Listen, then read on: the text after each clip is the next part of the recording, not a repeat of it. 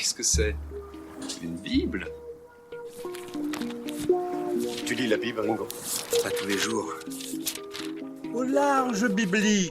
Le podcast Explore la Bible.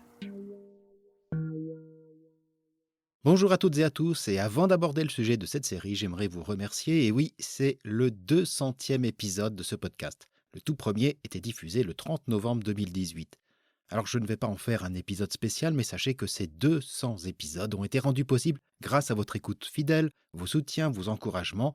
200 épisodes pour un podcast de plus en plus écouté en dépit d'un thème quand même assez particulier, celui de l'exploration de la Bible et de son histoire. Donc un grand merci, mais ne nous attardons pas car une histoire nous attend, celle du second récit de la création. Et vous en entendrez le récit à la fin de cet épisode.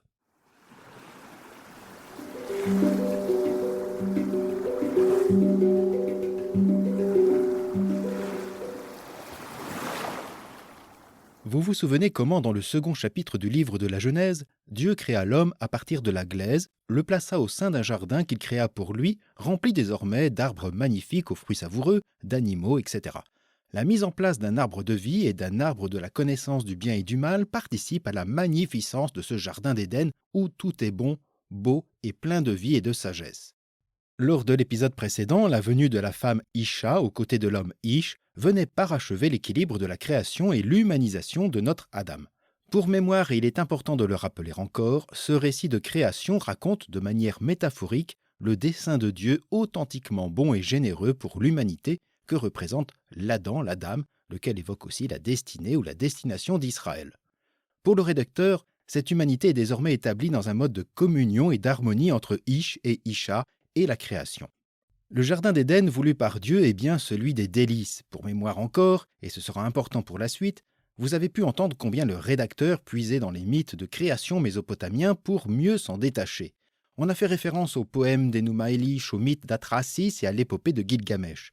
Ceux-ci proposaient la vision pessimiste d'une humanité qui est le jouet des divinités et de leurs humeurs, y compris envers les héros mythiques comme Enkidu ou Gilgamesh. Le récit de Genèse 2 que nous avons entendu est très différent. L'humanité est librement créée et par pure gratuité, et de même orientée vers le bien. Mais dès lors, si tel est le dessein de Dieu, pourquoi l'humanité doit affronter la souffrance, la mort, le mal, l'injustice, etc. Même question pour le peuple israélite au temps du rédacteur. Si Dieu veut le bien, pour quelles raisons ces fils d'Israël ont-ils vécu le massacre des populations avec la ruine du temple de Jérusalem, la fin de la royauté et la déportation à Babylone, la capitale victorieuse de Nabuchodonosor en ce début du VIe siècle?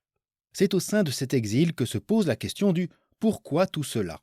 Et c'est à cette interrogation que va répondre le second volet de notre récit de création racontant l'expulsion d'Adam et Ève hors du jardin d'Éden.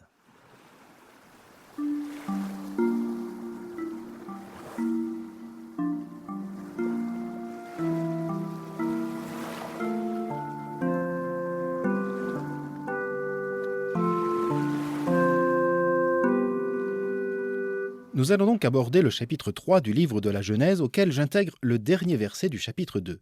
L'ensemble de ces versets forme une unité narrative. C'est un passage qui suit une trame judiciaire pour ne pas dire policière. On part d'un cadre idéal, paisible, dans lequel s'immiscent des éléments de doute, des mensonges, des manigances dignes de Serpentard qui vont déclencher un crime, l'infraction mortelle vis-à-vis du fruit défendu. S'ensuit une enquête du commissaire Dieu qui va interroger tour à tour les suspects et là on passe d'Harry Potter à Mort sur le Nil car tous les suspects semblent bien avoir des choses à se reprocher. Bref, à qui la faute et peut-être de quelle faute parlons-nous et à qui est-elle imputable? Le verdict sera définitif pour nos personnages, la malédiction pour l'un, l'expulsion du jardin assortie de sanctions pour les autres. C'est donc cette trame que nous allons suivre en commençant par planter le cadre initial.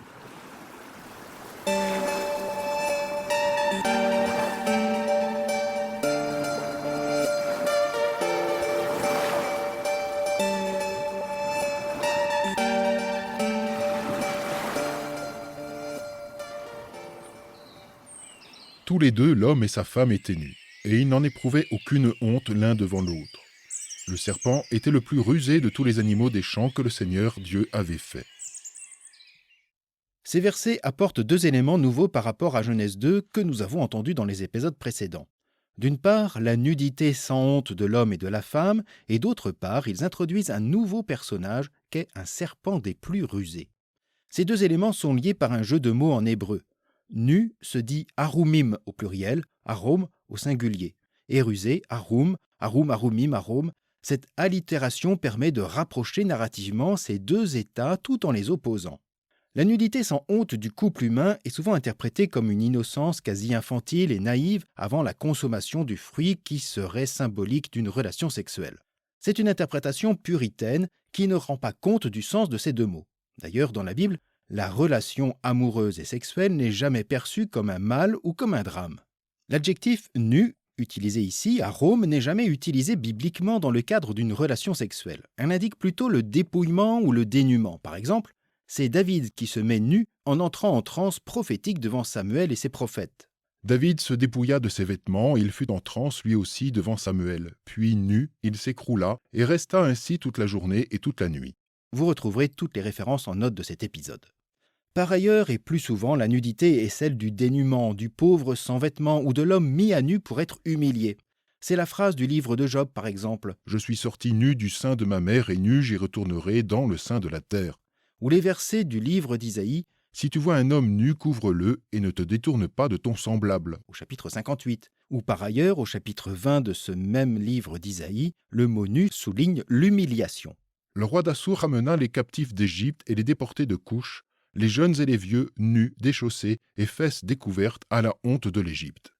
Bref, la nudité ne recouvre pas un aspect sexuel mais indique un état de vie où justement l'unité du couple humain au sein du jardin n'est pas sujet à l'humiliation.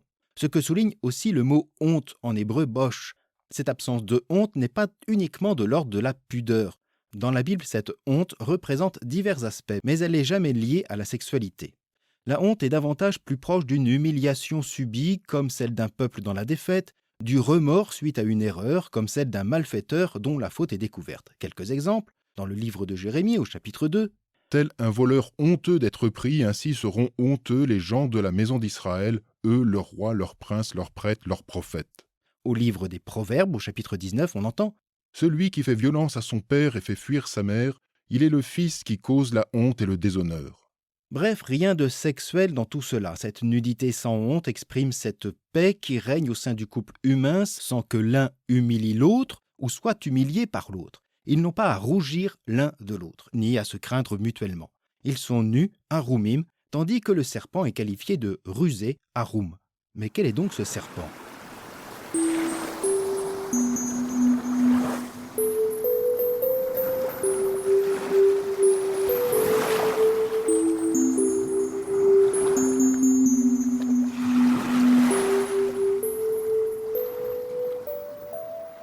La tradition chrétienne a associé ce serpent au diable, à Satan lui-même. Et on retrouve cette assimilation dans un texte juif non biblique, pseudépigraphe ou apocryphe, intitulé « La vie d'Adam et Ève », un ouvrage datant du 1er siècle avant l'ère chrétienne. Pour son auteur, Satan se serait servi de l'enveloppe du serpent pour tromper la femme. L'auteur donne au serpent de la Genèse le rôle complice du diable, celui-ci s'immisçant dans la peau du serpent pour parler à sa place. Dans une autre tradition juive du IIIe siècle, tenant de la Kabbale, le serpent de la Genèse ne serait que Lilith, la première femme d'Adam. Lilith étant aussi le nom d'un démon féminin mésopotamien.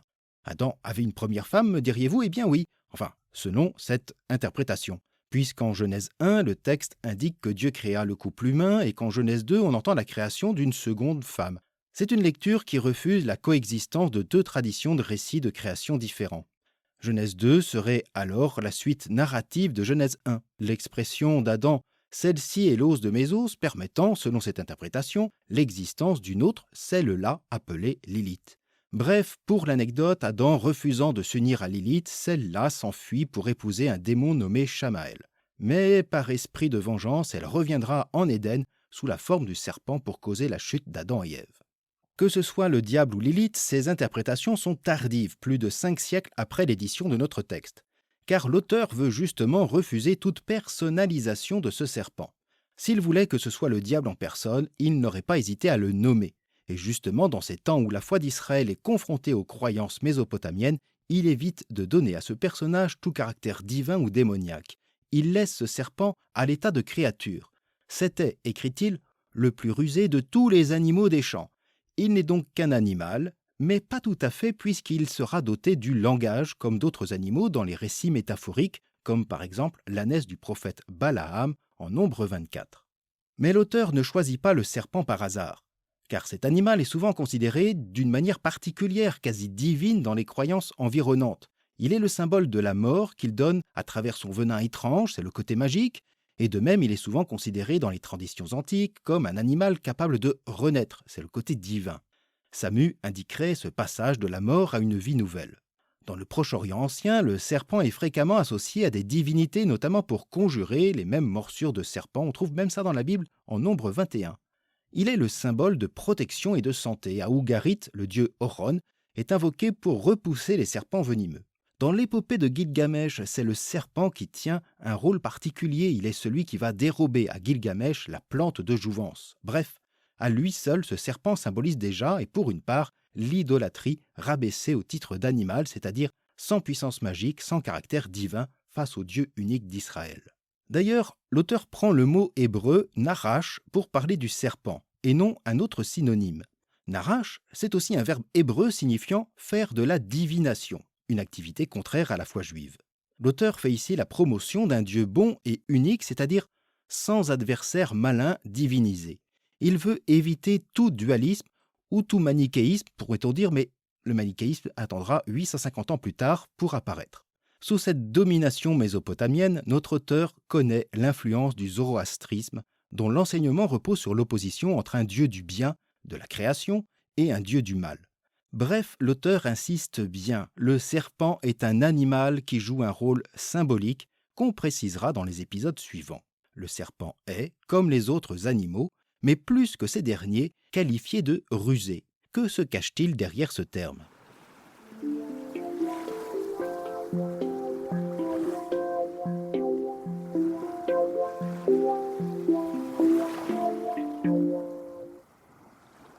Le serpent était le plus rusé de tous les animaux des champs que le Seigneur Dieu avait fait.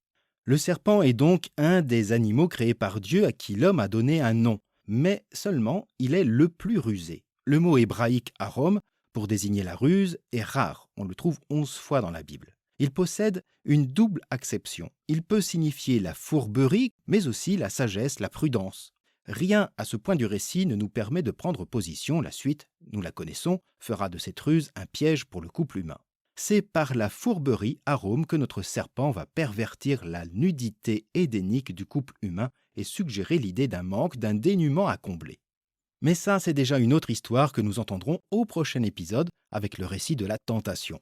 Merci d'avoir été à l'écoute. Je vous rappelle que le récit de Genèse 3 est diffusé après le générique de fin si vous le désirez.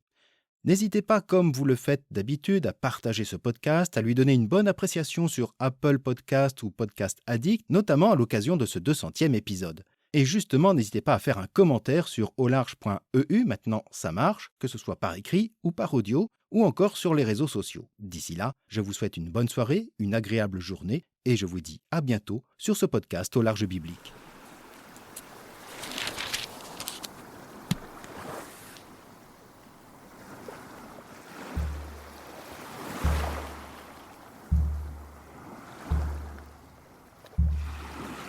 Au Large Biblique est un podcast créé et animé par François Bessonnet, prêtre et bibliste.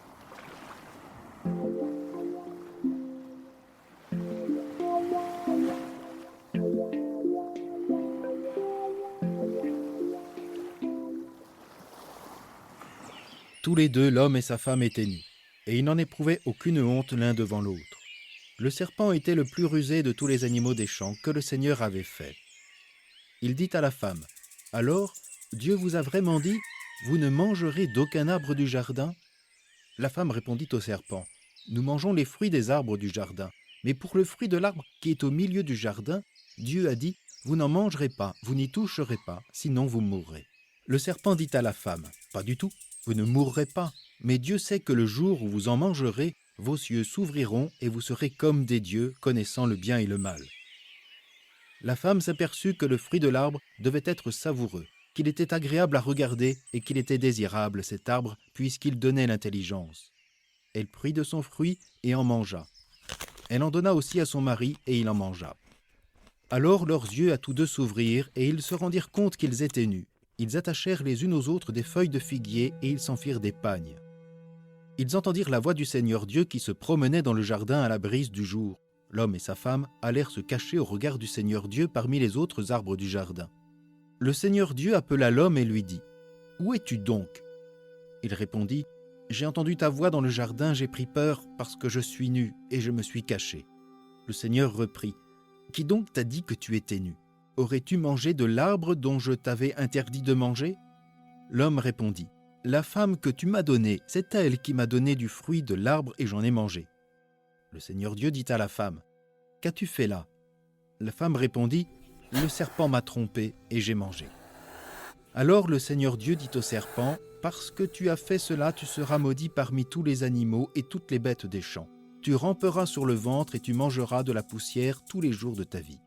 Je mettrai une hostilité entre toi et la femme, entre ta descendance et sa descendance. Celle-ci te meurtrira la tête et toi, tu lui meurtriras le talon. » Le Seigneur Dieu dit ensuite à la femme : « Je multiplierai la peine de tes grossesses, c'est dans la peine que tu enfanteras tes fils. Ton désir te portera vers ton mari et celui-ci dominera sur toi. » Il dit enfin à l'homme : « Parce que tu as écouté la voix de ta femme et que tu as mangé le fruit de l'arbre que je t'avais interdit de manger, maudit soit le sol à cause de toi.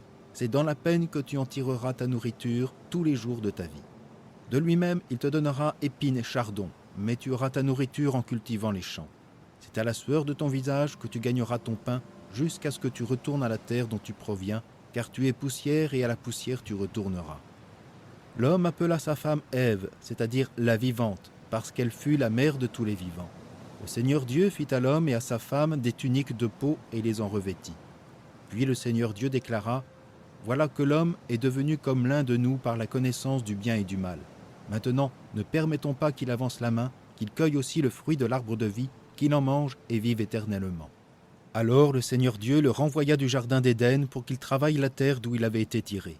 Il expulsa l'homme et il posta à l'orient du jardin d'Éden les kéroubim, armés d'un glaive fulgurant pour garder l'accès de l'arbre de vie. L'homme s'unit à Ève, sa femme. Elle devint enceinte et elle mit au monde Caïn. Elle dit alors : « J'ai acquis un homme avec l'aide du Seigneur. » Dans la suite, elle mit au monde Abel, frère de Caïn. Abel devint berger et Caïn cultivait la terre.